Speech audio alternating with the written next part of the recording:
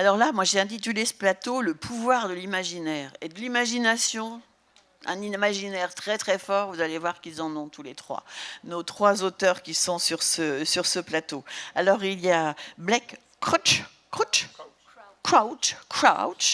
Blake Crouch, qui sera, qui sera interprété par Hélène Burry, qui est une de nos habituées, de nos interprètes habitués du festival aussi. À côté de moi, Audrey Villemy, qui, comme d'habitude, je ne sais pas si vous avez remarqué en arrivant, a une tenue absolument magnifique qu'elle a faite elle-même. Voilà. Et puis à côté, Mackenzie Orsel, que je suis bien contente de revoir aussi. Et tous les trois vont nous parler de leur dernier livre sorti, avec en plus pour Mackenzie un recueil de poésie.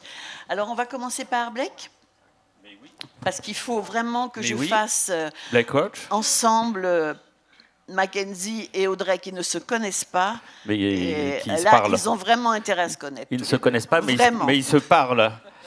Alors que Blake Crouch est dans son monde, à lui, un monde bien particulier. Donc, je vais faire une petite présentation déjà du parcours de Blake, dès que je retrouve ma fiche. Né en Caroline du Nord, désormais installé dans le Colorado, à Durango.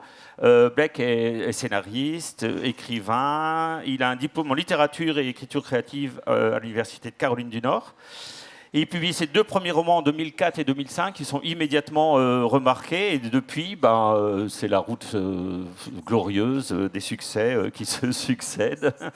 Et une vingtaine de romans à ce jour. Il y a en France, on a pu lire une trilogie, Wayward Pines. J'essaie de le prononcer correctement. C'est bien le titre en français aussi, aux éditions Gallmeister, qui a été adapté pour la télévision. Il y a une série qui existe, adaptée par Night Shyamalan quand même, c'est pas rien. Il y a un thriller de science-fiction fantastique, l'enquête d'un agent des services secrets des États-Unis qui se retrouve dans une petite bourgade, cette fameuse Wayward Pines, tranquille, au fond de l'Idaho, et qui se réveille amnésique. Et c'est une histoire bizarre, de plus en plus fantastique, voire horrifique, mais addictive comme lecture. Et puis, cette année, il y a Dark Matter, qui est un livre qui est sorti aux éditions Gallmeister aussi dans la collection de poche et qui est également adapté en série. Et là, on va parler de Upgrade, qui est le nouveau livre en grand format traduit par Jacques Meyos, qui est, on va parler de ce livre, Blake, qui est un thriller technologique, donc un thriller d'anticipation, qui met en scène un personnage à qui il va arriver quelque chose d'assez incroyable. Et on va laisser Blake nous le raconter. Juste le début, c'est un agent fédéral, Logan, qui a pour mission de traquer, dans un avenir peut-être pas si lointain que ça, des laboratoires clandestins qui pratiquent des manipulations génétiques qui sont totalement interdites depuis qu'il y a eu une catastrophe mondiale qui a failli décimer toute la population. Donc cet agent fédéral fait une descente dans un laboratoire clandestin et en fait il est attaqué, enfin c'est un piège, et il est blessé. Et là, hôpital, on craint pour sa vie et on commence à faire des tests sur lui et on se rend compte de quelque chose. Et Blake, j'aimerais bien que vous nous expliquiez ce qui lui arrive. Bonjour. In the world of this novel, Upgrade, it's set, I like to think of it as set 5 minutes into the future. It's a world much like ours, a world of extremes of wealth, extremes of poverty, of intelligence, of staggering ignorance as well.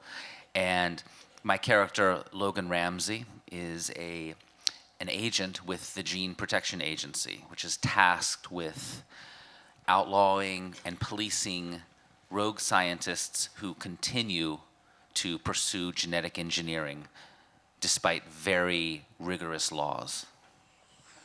Okay. Donc le monde que je décris dans ce roman, Upgrade, c'est un monde que j'aime à penser qu'il est dans 5 minutes dans l'avenir. C'est un monde qui est extrêmement semblable au nôtre, mais où tout est poussé à l'extrême, que ce soit la richesse, la pauvreté, l'intelligence. Et Logan Ramsey, donc l'agent dont vous parliez, travaille pour l'agence pour la protection des gènes. Qui a pour objectif c'est une police qui s'en prend aux scientifiques qui continuent de modifier des gènes alors que c'est devenu complètement illégal dans ce monde-là. So in this world, the worst thing that you can be accused of is to edit yourself, to change your own genome. It is, you would go to prison for the rest of your life or be studied in a lab. What has happened to Logan in the beginning of this book is he has been exposed to a virus that contains a gene editing package. And his body, his mind begins to undergo extraordinary changes. He becomes more intelligent. He gains incredible hyperfocus. His bones become stronger. He is my age, 45. But he is as healthy as he has ever been in his life. He has gotten resistance to disease, resilience, and longevity. Alors, la pire chose dont on puisse être accusé dans ce monde-là, c'est de modifier ses propres gènes, son propre ADN. Si vous faites ça, vous allez en prison ou on vous étudie dans un laboratoire. Vous servez de rat de laboratoire pour le restant de vos jours. Donc, le personnage principal, Logan, est exposé à un virus qui va justement modifier son ADN et qui va altérer, du coup, à la fois son esprit et son corps. C'est-à-dire qu'il va devenir beaucoup plus intelligent, avoir une plus grande capacité à se concentrer. Il va avoir les os plus forts. Il a 45 ans comme moi, mais il est en meilleure santé qu'il ne l'a jamais été. Il ne tombe plus malade. Enfin, vraiment, la totale. Superman. C'est Superman. Superman. Grounded Superman. So he's faced with this incredible dilemma. How does he hide the changes that are happening at the cellular level? Because if people were to find out, he would be swept away and studied in a lab until the end of time. Unfortunately for Logan, but good for the readers, people do find out, and this sets him on a crazy journey of transformation. Alors effectivement, il se retrouve à faire face à un dilemme parce que comment cacher ces changements qui lui arrivent d'un point de vue au niveau des cellules, parce qu'il sait pertinemment que si les gens l'apprennent, il va devenir un rat de laboratoire pour le restant de ses jours. Donc malheureusement pour lui, mais heureusement pour le lecteur, bien sûr ça va se savoir et du coup il va devoir faire face à ces changements et à ce qu'on veut lui faire subir. Alors, ce qu'il faut savoir aussi, c'est que ce Logan, Ramsey Logan, c'est pas n'importe qui non plus. C'est le fils de Myriam, qui est quelqu'un d'extrêmement important, parce que c'est au fond, à cause d'elle, ou grâce à elle, que tout ça se déroule. C'est elle qui a pu inventer un système, justement, de modification génétique, qui après a été piraté, qui a menacé le monde. Et cette filiation-là, elle n'est pas facile à vivre pour lui.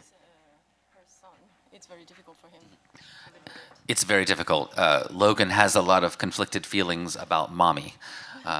It's a mommy's issue book. Donc, oui, c'est très difficile pour Logan parce qu'il a des problèmes avec sa maman. Il a des sentiments très conflictuels. Il l'aime et en même temps il la déteste. C'est un livre sur les problèmes de rapport avec sa mère. But beyond all of the thriller aspects of the book, what it's really about is the world that we live in today. I mentioned earlier it's a world of extremes, much like ours. And I think a lot of us feel that we are heading down a very bad, precarious path. And the reason that Logan in this book has been upgraded is someone wants to solve this. Someone wants to save this world. And the question really at the heart of Upgrade is one for us, which is who is going, or what is going to save us? Alors, effectivement, donc, à part le côté thriller du roman, là, vraiment, dans ce monde qui est le nôtre, mais poussé à l'extrême, on voit bien que nous, de nos jours, le chemin que le monde emprunte est un petit peu précaire, un petit peu compliqué. Et donc, la raison pour laquelle Logan est soumis à ce virus, c'est que quelqu'un veut sauver le monde. Et veut se servir de lui justement pour sauver le monde. Et donc la question, en fait, le livre pose la question à nous en tant que lecteurs, qui ou quoi va sauver le monde pour nous? Et puis, comment? C'est-à-dire que, alors bon, on apprend plein de trucs sur l'ADN, hein, comme par exemple le fait que l'ADN décomposé de l'être humain, si ça tenait dans un livre, ce serait un livre de 20 étages. Donc bon, le temps qu'on maîtrise ça, c'est quand même pas évident. Donc on apprend plein de choses comme ça, évidemment, mais dans un truc extrêmement animé. Mais surtout, la question du livre, c'est que c'est pas forcément plus d'intelligence, plus de force qui va sauver l'humanité, parce que Logan trouve une solution. Alors là, je sais pas si on peut le dire, parce que c'est un peu le suspense du livre, hein, mais il trouve une autre solution qui est d'augmenter autre chose chez l'homme, et pas l'intelligence, justement. I don't want to spoil the book for you. No, but I will say that when we were going through COVID in America, and I don't know if y'all realize my country's been going through some things. There's a part of me and a part of, I think, our culture that thought, the problem is ignorance. If we could be smarter, if we could bump everyone's IQ another 20 points, maybe that's what would get us out of this death spiral we're in. But, I don't think intelligence has helped humanity up till now. I think it is something else that is ultimately required if we're going to save ourselves. And I'll just say it, and I don't think it's actually a spoiler. I think what it ultimately is empathy. I think that's what's in short supply in the world. And looking to intelligence or technology or all these other things we're looking in the wrong direction. We need empathy, and we need to perspective take. That's the only way. Alors, je voudrais pas divulgacher non plus la fin du roman. Mais je ne sais pas si vous vous êtes rendu compte, enfin, avec le Covid aux États-Unis, enfin, mon pays a traversé de grandes difficultés. Et d'une certaine façon, que ce soit moi ou même les gens d'un point de vue général, on pensait que le problème c'était l'ignorance. Et du coup, on se demande si tout le monde avait 20 points de QI en plus dans le monde, est-ce que ça pourrait nous aider? Mais finalement, je pense que c'est pas, enfin, jusqu'à présent, c'est pas l'intelligence qui nous a aidés. On a besoin d'autre chose. Pour moi, ce dont on a vraiment besoin, c'est de plus d'empathie. Parce que l'intelligence et la technologie, on a beau penser que ça va nous aider, au final, à mon avis, c'est plutôt une erreur. On a vraiment besoin d'empathie plus que d'autre chose. Voilà, bravo. Nous, on pense ça aussi. Bravo. Oui. Nous, on pense c'est ça pour ça aussi, qu'on est là. on a besoin de plus d'empathie. Alors, on va enchaîner avec les deux livres suivants, celui d'Audrey Villemy. Alors, Audrey est une brillante autrice québécoise. Elle s'est faite remarquer par une écriture particulière, organique, singulière, qui brise les tabous, exalte la puissance du féminin. Son premier roman, Os, paru chez Léméac en 2011, a été finaliste du prix du gouverneur général du Canada. Et son drame romantique Blanc Résine, paru chez Grasset en 2022, a été couronné du prix Ouest France, Étonnant voyageur. Et aujourd'hui, nous allons parler d'un livre qui s'intitule Peau de sang, qui est paru aux éditions Le Tripode. Alors, il vient... C'est pas facile, parce que je vais vous dire les deux derniers livres. Ces deux derniers livres, je les ai eus cette semaine. Donc, enfin, la semaine dernière, puisque nous sommes lundi. Donc, vous imaginez ce petit livre de Mackenzie Orsel, 600 pages. Voilà. Donc, je ne vais pas lui dire que j'ai lu du début jusqu'à la fin, parce que ce serait vraiment mentir. Ce n'est pas possible en si peu de temps. Et en plus, ils ont quelque chose qui les rapproche l'un et l'autre. Je vais vous présenter Mackenzie, comme ça, s'il veut entrer dans la conversation, ce sera intéressant. Et ils ont quelque chose en plus, tous les deux, qui les rapproche, à mon avis. Et tu les connais, tu connais les deux aussi, Pascal. C'est un style vraiment très personnel, un rythme très personnel, une manière d'utiliser les mots et de raconter des histoires très original, voilà. Donc c'est aussi quelque chose qui les rapproche. Mackenzie, je me souviens très bien de la première fois où tu es venu ici à Saint-Malo, Mackenzie. Tu étais tout petit. Enfin, petit, c'est beaucoup dire, parce que je te regardais déjà avec... Mais il était perdu. Il y avait eu cette année-là un pot organisé au Fort National un soir, et on revenait à pied par la grève, et il m'avait rattrapé en me disant: mais je suis perdu, moi je connais rien ici, personne s'occupe de moi. C'était trop mignon. Alors, Mackenzie a écrit un livre qui est paru aux éditions Mémoire d'Encrier, Les Immortels, qui a été réédité en 2012 par les éditions Zulma, et qui avait à voir avec le tremblement de terre qui avait eu lieu pardon, en Haïti en 2010, et pendant que nous étions là-bas, préparer le festival Étonnant Voyageur qui devait s'ouvrir le lendemain. Ensuite, il y a eu d'autres titres, Les Latrines, Maître Minuit, paru en 2018, L'Empereur en 2021, et avec L'Ombre Animale, paru en 2016 chez Zulma. Tu as remporté le prix Littérature Monde et le prix Louis Guillou.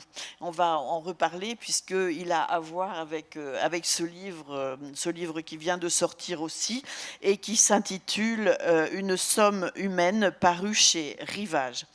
Bon, on va parler peut-être d'abord de l'histoire que raconte Audrey, puis après on va expliquer ce qui... Audrey fait parler une femme morte dans ce livre. Mackenzie aussi, dans son livre. Mais pour la présenter, comment est-ce qu'on la présente? Elle n'a pas de nom. Elle est surnommée Peau de sang. Alors déjà, c'est un drôle de nom, ça, Audrey. En fait, c'est un personnage donc qui travaille comme plumeuse d'oie dans un village, et qui se retrouve à être travailleuse du sexe dans ce village-là. Donc les hommes viennent beaucoup à sa rencontre, mais les femmes aussi, les jeunes femmes aussi, pour se faire expliquer un peu qu'est-ce qui les attend, pour apprendre à broder, parce qu'elle s'appelle Peau de sang en clin d'œil à Peau d'âne. Donc concrètement, c'est une femme qui est bouchère essentiellement, et qui donc porte des grands tabliers qui sont couverts de sang pendant la journée, et qui, en dessous de ces tabliers-là, porte ces vêtements de charmeuse qui sont extrêmement brodés, qui sont fins, qui sont d'une délicatesse absolument magique, en fait, de l'ordre du merveilleux, complètement. Et donc, il y a ce contraste-là entre les deux façons d'être femme que ce personnage-là incarne. Et effectivement, elle n'a pas de nom, parce que j'en ai pas trouvé. Ça faisait des années, en fait, que je travaillais sur ce projet-là, puis qu'elle avait toujours pas de nom. Puis j'étais comme, mais ça marche pas, ça. Et j'ai fini par me dire qu'en fait, c'est normal, parce qu'elle est davantage la projection de ce que chaque personne du village s'imagine d'elle. Donc, chacun veut se l'approprier, veut se l'inventer, veut en prendre un morceau. Donc, finalement, chacun la construit exactement comme il ou elle veut, son identité propre est un peu diffuse à travers les inventions que chacun s'en fait. Alors, quand on ouvre le livre, hein, au début de l'histoire, on lit ceci: longtemps j'ai enseigné ma faim, à l'heure de ma mort, je pends entre mes bêtes, cheveux et corps et mains, mon visage basculé vers le plafond, mes yeux avalés par la pénombre, dans la rue, les hommes. Et je voudrais juste donc, on comprend que Peau de sang est morte, ce qu'on ne sait pas. Et on revient un an plus tôt, et je voudrais bien que tu lises un extrait peut-être de début ce ici? début, oui, pour entendre la manière dont tu racontes et le rythme. Je vais vous dire, c'est un livre qui est très difficile à lire à voix haute parce qu'il est constamment. Il y a la voix de Peau de sang qui est constamment interrompue par d'autres voix. Une sorte de chœur. C'est un chœur qui dialogue, qui répond, qui réagit à Peau de sang et qui donc est en commentaire. Donc, je vais vous montrer la page pour que vous puissiez comprendre le phénomène. Donc, vous voyez, je peux vous le lire, mais il faudrait que je fasse plein de voix différentes. Je vais essayer de vous donner une idée du rythme sans les coupures que ça crée. Mais voilà, c'est une structure qui est quand même particulière, qui au début peut déconcerter, mais qu'aussitôt qu'on accepte, j'ai envie de vous dire de me faire vraiment confiance sur ce coup-là. Aussitôt qu'on accepte la structure puis qu'on se laisse porter, les voix, elles ont leur sens, elles sont excessivement importantes dans le livre et elles se définissent au fur et à mesure. En fait, plus les femmes s'émancipent et trouvent un peu leur propre voix, plus les voix du livre se définissent progressivement et à la fin, c'est elles qui portent le texte. Donc, elles sont là pour une raison. Si, vous n'avez pas besoin vous n'avez pas besoin de savoir dès le départ qui est qui dit quoi. L'idée, c'est que progressivement, ça va se définir.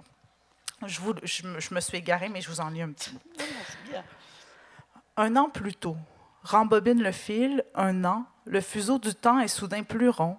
Un an, ce n'est rien. Détisse les mois, détisse les semaines, révèle la trame. Un an plus tôt, Pierre Archilise s'arrête devant ma plumerie. De l'autre côté de la fenêtre, je pince une lame à 2 doigts. J'en remonte le fil, vérifie l'affûtage, puis je pose le coutelas sous les carcasses suspendues. Je couvre la bassine à boudin, pleine du sang du jour, et balaie des nuées de plumes. La lumière vacille sur les faisandages, je retire mes tabliers. Le premier protège le second couvre le troisième. Voilà, à chaque fois, il y a un petit peu comme ça, quand on parle de ce dont elle est, comment elle est habillée, ce que tu disais tout à l'heure à propos de ces tabliers sanguinolents, parce que il y a les scènes sont violentes, hein, plumage d'oie Oui, c'est drôle, parce que moi, je trouve que j'ai écrit des choses quand même violentes dans ma vie, et pour moi, ce livre-là est très, très lumineux, en fait. Ça s'ouvre sur quelque chose d'assez intense, cette femme-là qui est morte dans sa plumerie, mais l'histoire, essentiellement, c'est de dire, elle-même le dit, c'est pas très grave, sa mort, en fait. Ce qui est plus important, c'est ce qui joue en dessous, en arrière-plan, puisque cette femme-là permet aux autres femmes de son village. Donc, sa mort est finalement assez secondaire et il y a vraiment un réseau sororal qui se construit qui est très important en arrière-plan. Parce que quand même, tous les hommes du village, effectivement, viennent. Il y a le notaire, il y a Pierre, qu'on vient de citer. Il y a un autre personnage un peu mystérieux, le sulfureur. Oui, qui reprend les codes un peu du survenant puis du diable qu'on retrouve dans les contes québécois plus. Ah, c'est pour ça. Et puis, pardon, on découvre aussi l'histoire de Pierre, par exemple, et les relations avec sa mère, qui va le découvrir un jour, ce Pierre qui a enfilé une robe. Et malheureusement, la mère va tomber sur son fils habillé en femme. Mais c'est un enfant à ce moment-là, sa mère est couturière, mais il y a tout ce plaisir des étoffes. Puis en fait, ce qui m'intéressait avec ce livre-là, c'est vraiment que Peau de sang permet à tout le monde de se réconcilier un peu avec un morceau de soi-même. Donc, Pierre a cet enjeu de sa propre peur, de son désir, de qui il est dès l'enfance. Et Peau de sang, son rôle, c'est de l'amener à autre chose. Mais j'ai d'autres personnages, mes 2 personnages de jeunes femmes qui sont Philomène et Déléane, sont 2 personnages formidables qui sont à l'âge de faire des choix, de qu'est-ce que ça va être quoi leur vie de femme. Et Déléane est quand même enlignée dans une vie. Elle va se marier, elle va avoir des enfants, elle aime beaucoup la personne avec qui elle va se marier. Donc, elle est plus dans la préparation de ce temps-là de sa vie, alors que Philomène veut devenir la plumeuse, essentiellement. Elle veut être libre, elle veut vivre sa vie comme elle veut. Et donc, il y a vraiment différents modèles, mais chacun se rapproche, fait un pas un petit peu plus en avant vers lui-même. Et Yaga, Yaga, c'est... La Yaga, ouais, je l'aime beaucoup. La Yaga, c'est...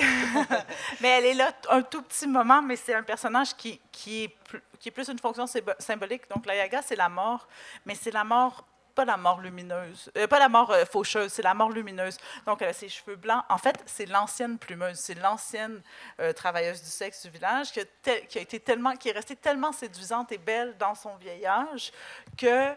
ben, quand il y a une âme qui est fatiguée, elle est prête à la suivre parce que c'est suivre la lumière essentiellement. Donc, j'avais envie de proposer un autre modèle de la mort que celui qu'on voit tout le temps. On a un gros problème occidental avec la représentation de la mort.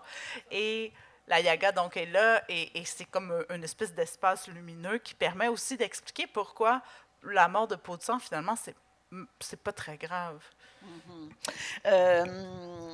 Je repense à tous ces hommes du village qui viennent, mariés ou pas, hein, qui viennent voir la plumeuse d'oie, pas pour les plumes, hein, vous imaginez, vous imaginez bien.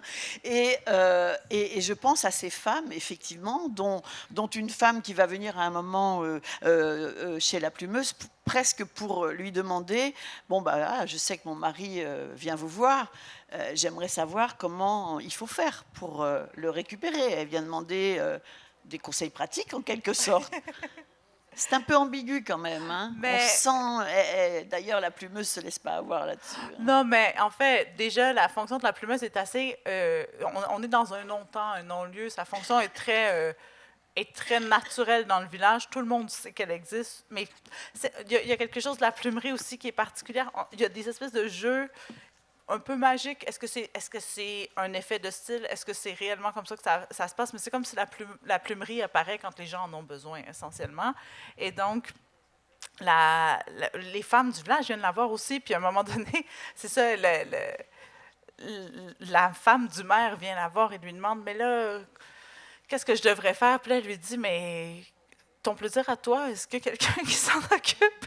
Et donc, il y a toute cette construction de pourquoi tu veux correspondre à ce que lui veut nécessairement, comme comprends toi qu'est-ce que tu veux, puis t'es qui, puis après ça, vous allez vous rencontrer aussi. Donc, il y a toute cette construction-là de comment être soi-même dans un univers très codé, et donc, et sans s'extraire à la communauté.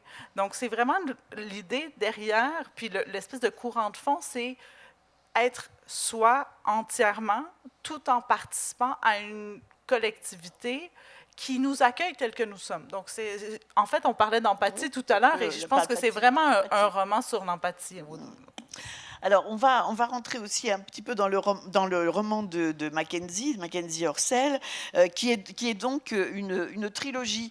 Quand tu as écrit L'ombre animale, qui était le premier tome, tu avais déjà cette idée de la trilogie ou c'est venu après? Ça m'a un peu intriguée, ça. Parce que donc dans L'ombre animale, c'est un livre qui donne la parole à une vieille femme haïtienne décédée qui remonte le cours de sa vie et sa voix nous parvient de l'au-delà.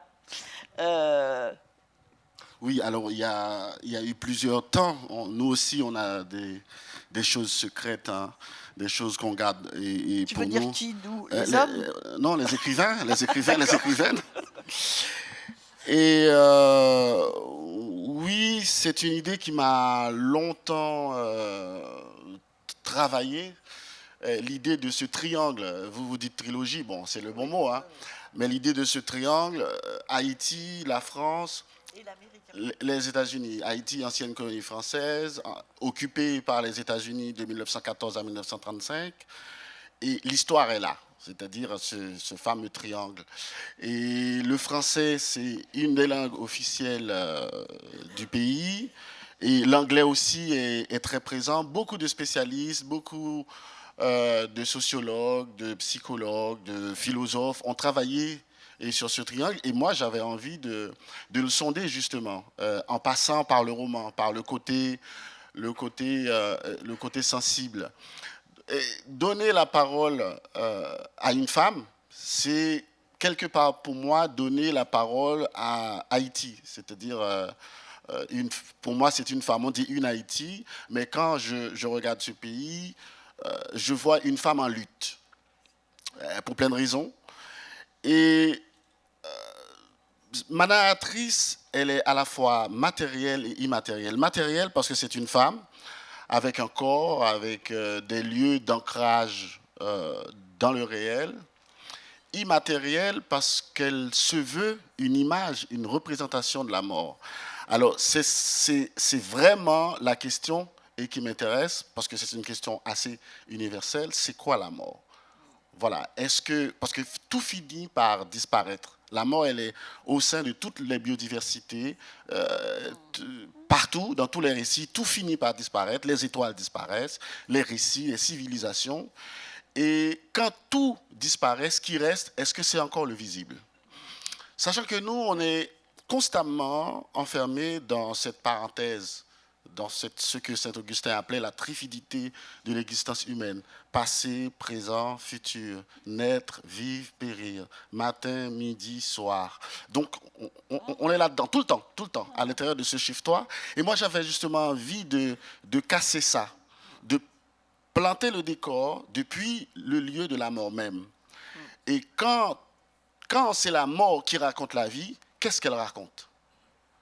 Et donc, cette femme qui nous parle depuis le lieu de la mort, qu'est-ce qu'elle fait en fait? Sa voix abolit et le passé, et le présent, et le futur pour créer une sorte de présent continu qui nous plonge dans nos consciences, dans nos, voilà, dans nos choses les plus profondes. On essaye de faire juste un peu connaissance avec ce personnage. Elle grandit dans une famille particulière. Elle a une mère qui ne sait pas aimer, on peut dire ça comme ça, je crois. Un père aimé et aimant, mais distant. Un oncle qui, lui, n'est pas assez distant, justement, c'est terrible. La voix de l'héroïne nous parvient depuis l'outre-tombe, donc elle est à la fois anonyme et incarnée. C'est la voix d'une seule femme, c'est la voix de toutes les femmes, comme tu le dis. Elle nous raconte cette enfance volée, elle nous raconte cette arrivée. Elle va quitter ce pays, elle vit dans le sud. Elle va arriver à Paris avec l'espoir de pouvoir trouver sa liberté aussi, une forme de liberté, vivre comme elle en a envie. Et puis en fait, alors c'est très étrange parce qu'elle va rencontrer un homme qui s'appelle Orcel à Paris.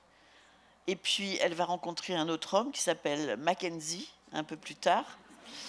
Et là, il y en a un qui a un côté un peu positif, c'est Orcel, puis un qui est un petit peu plus... un peu moins sympa, quoi, qui s'appelle Mackenzie. Pourquoi est-ce que tu as choisi comme ça de... Disons que le projet, c'est ça aussi, en fait, de créer un point de ralliement, un lieu de rencontre entre des réalités contraires, les extrêmes humains. Je pense qu'on est tous habités par des zones d'ombre et par des zones de lumière. Et donc le village, qui est un lieu retiré, presque pré-cartésien, où la modernité n'existe pas, et puis la ville où il y a tout le monde, c'est le bouillonnement, toutes sortes de lumière, pollution de lumière, de discours, c'est la politique, l'économie, tout y est. Et donc justement, j'avais envie de créer cette passerelle entre ces réalités et cette passerelle entre la vie et la mort, entre l'homme et la femme, toute cette dichotomie. Et puis à un moment donné, en écrivant... en avançant dans le projet, je me suis dit, pourquoi pas, si ça se trouve, je suis moi-même deux personnages très différents et qui ne partagent pas la même vision du monde, qui se posent des questions différentes par rapport à leur vie. Et donc j'ai créé ce personnage, Mackenzie, qui, dans L'ombre animale, c'est le père de la narratrice qui est un monsieur assez mystérieux. Parce que moi, je n'ai jamais jugé mes personnages. Voilà. Tu as beaucoup de tendresse pour tes personnages, voilà, d'ailleurs. On rappelle Les Immortels aussi. J'essaye de comprendre qu'est-ce qui s'est passé. Pourquoi tu es comme ça? Pourquoi tu es si violent? Pourquoi tu es si distant? Qu'est-ce qui s'est passé? Alors, voilà, je suis à l'écoute, j'accompagne, j'essaye de comprendre. Voilà, Mackenzie, c'est un personnage très mystérieux, il a peur de s'engager, il parle pas, il est dans un silence assez violent.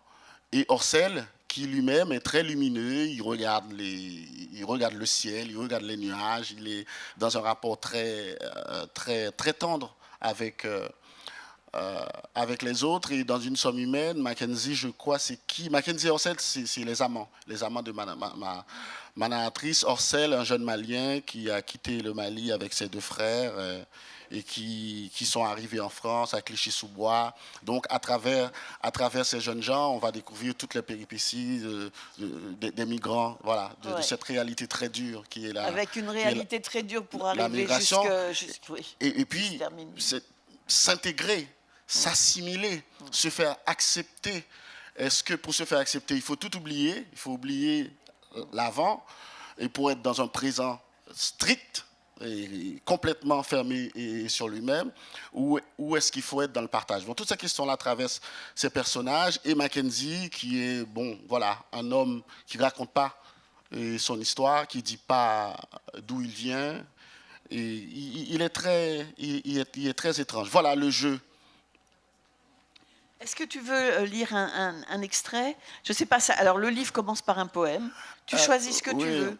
Il n'y a pas de commencement, il n'y a pas de fin, parce que justement, c'est un livre qui se présente comme ça, parce que je voulais que le lecteur voit ça. Quand on ouvre un livre, ce qu'on voit, c'est un paysage.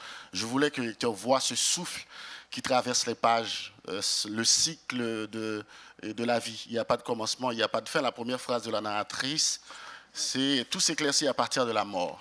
Voilà. Et la dernière phrase, je vous dis tout, hein.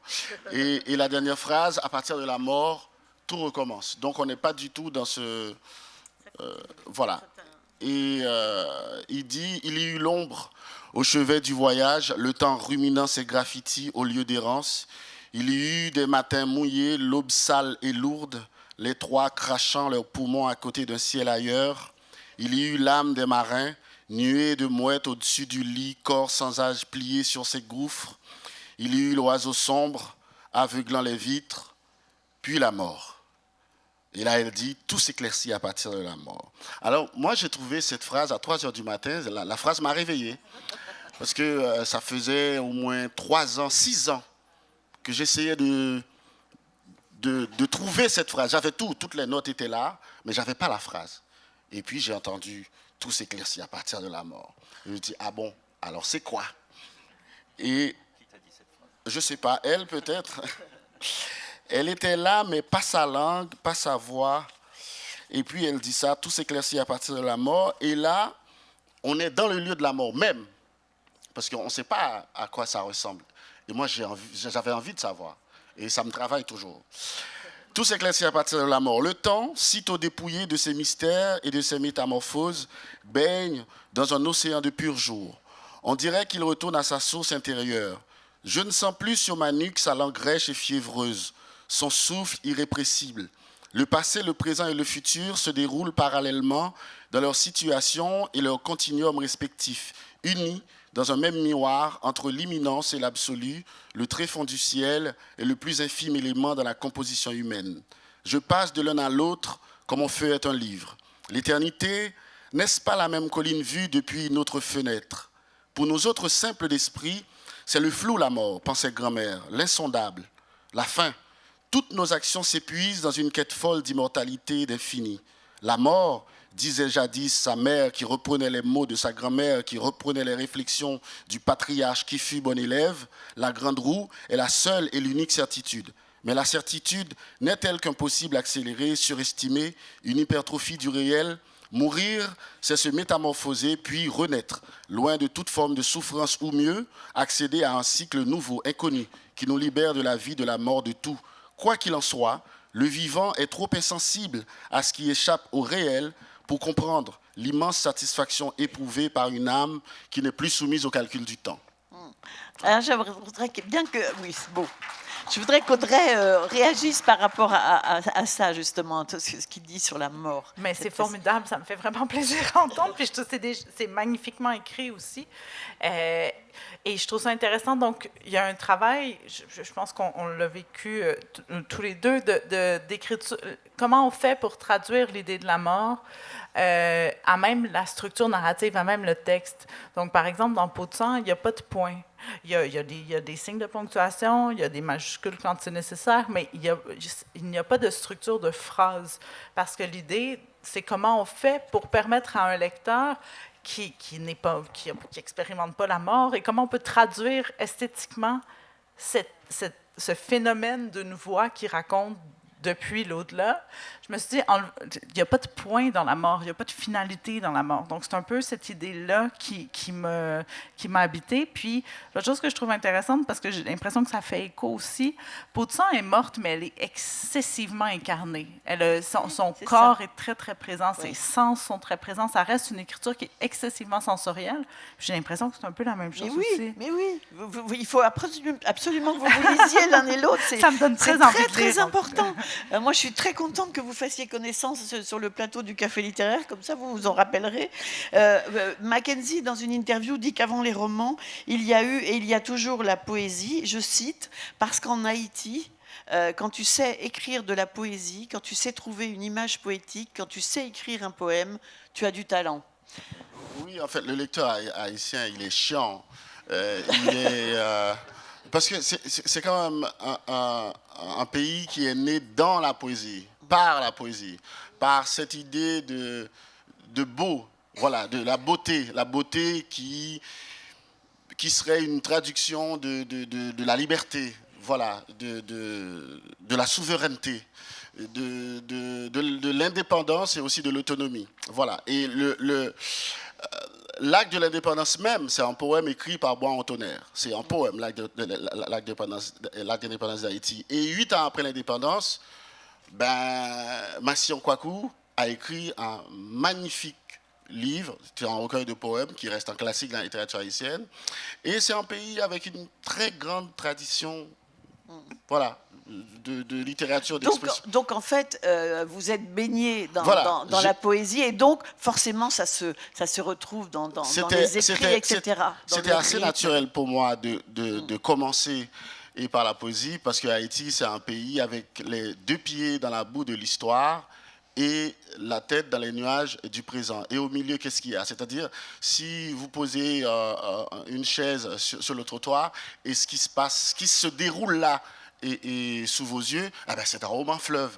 Et donc, du coup, quand on raconte des histoires, le lecteur haïtien ne comprend pas. Il dit, bon, nous, voilà, il y a des histoires partout. Pourquoi on raconte des histoires? Nous, on veut du corps, on veut du coffre, travail et sur la langue. Donc, c'est un lecteur de Garcia Marquez, de Aléo Carpentier, de Georges Amado, Jacques-Stéphane Alexis, Marie-Josette Vieux, Franck Etienne, qui est capable de mettre dans le même livre des photos, des dessins, des trucs comme ça. Voilà. Et donc, moi, j'ai commencé par la poésie parce que ça m'a permis justement d'être avec les autres mais plus avec moi-même parce que quand on écrit un roman, quand on écrit un truc comme ça, on est tous ces personnages à la fois et il faut mettre de la beauté, de la générosité, de la peur, de l'angoisse, de l'anxiété dans tous ces gens-là et il faut que ça soit crédible. Alors, je voulais justement demander à Audrey, au Québec, si elle aussi, elle a été baignée par la poésie avant d'écrire. Parce que son écriture, je ne sais pas si tu as écrit des recueils de poésie, je n'ai pas vu, je sais pas, tu n'as pas écrit de poésie, parce que Mackenzie écrit à des recueils de poésie. Mais c'est une écriture très poétique. Mais c'est drôle parce que je rebondis encore une fois, la question de l'hybridation formelle, l'hybridation des genres est beaucoup plus forte au Québec qu'en France. Donc, dans Peau de sang, par exemple, le travail poétique est très présent, la place du conte est là, on a un chœur qui reprend un peu le cœur de la tragédie grecque, qui est donc une structure un peu plus théâtrale. On n'est pas, les genres sont quand même moins... dans des catégories. Oui, c'est puis ça. il y a beaucoup, particulièrement dans le roman et dans l'essai, il y a une très grande fluidité formelle qui nous permet justement de mettre en place une voix qui est extrêmement poétique, qui utilise des procédés narratifs qui seraient davantage à leur place dans un recueil de poésie en prose, par exemple, mais qui peuvent être tenus sur tout un roman. Et ça, je pense que c'est quand même un élément aussi dans l'intégration d'images. Je n'ai pas encore publié de recueil de poésie, mais je vais sortir un recueil de poésie illustré sous forme un peu de bande dessinée, mais c'est des images abstraites. Donc, tout à coup, toutes les formes peuvent dialoguer d'une façon assez naturelle. Ouais. C'est ça. Ouais. Il y a un truc dans ce livre qui va vraiment vous surprendre. À un moment donné, ma narratrice dit « Ma vie aurait pu être un putain de film ». Et à partir de là, le roman devient... Voilà, un film. Voilà, elle réutilise les personnages et elle les transforme en acteurs, en comédiens. Il y a plein de choses très surprenantes dans le livre. Hein. On va s'arrêter là parce qu'il est temps. Mais il y a audio 1 jusqu'à audio 14, des petits chapitres très courts et tout ça. Vous allez découvrir dans le livre. Dans le livre d'Audrey, c'est pareil. Il y a des espèces de ce cœur quoi, qui sans arrêt revient au fil des pages. C'est assez surprenant. Il faut se laisser emmener par l'un et l'autre. Est-ce que je peux dire juste une mini-chose? Tu as le droit. Le livre, il sort à la rentrée littéraire d'automne, en fait. Donc, il est disponible ici pendant le festival, puis après ça va aller à l'automne. Voilà, c'est ça. C'est maintenant ou jamais. Un cadeau que nous fait le Tripode, qu'on remercie d'ailleurs, parce qu'ils l'ont sorti spécialement ici, à Saint-Malo, pour le festival Étonnant Voyageur. Ça s'intitule donc Peau de sang, c'est paru au Tripode. Et puis, il y a aussi, en plus du livre de Mackenzie, Une somme humaine paru chez Rivage, un roman de 600 pages, comme je le disais tout à l'heure, voilà. Et puis, il y a aussi ce recueil de poésie, La nuit des terrasses, suivi de Cavernes et de Cadavres, qui est paru à la Contre-Allée. Voilà. Hein. Et puis, un livre où la mort, ça s'appelle quand même La Faux. Donc là, on est dans quelque chose de plus classique à propos de la mort, et qui se déroule 5 minutes dans le futur, vous l'avez compris. C'est Upgrade de Blake Crouch aux éditions Gallmeister. Et c'est traduit par Jacques Mayos. Et c'est à retrouver, il est disponible, c'est à retrouver en librairie et sur le salon du livre. On va aller signer leur livre, bien sûr. Merci beaucoup. Merci beaucoup à tous les trois. Merci à tous. Et merci à toi, Hélène.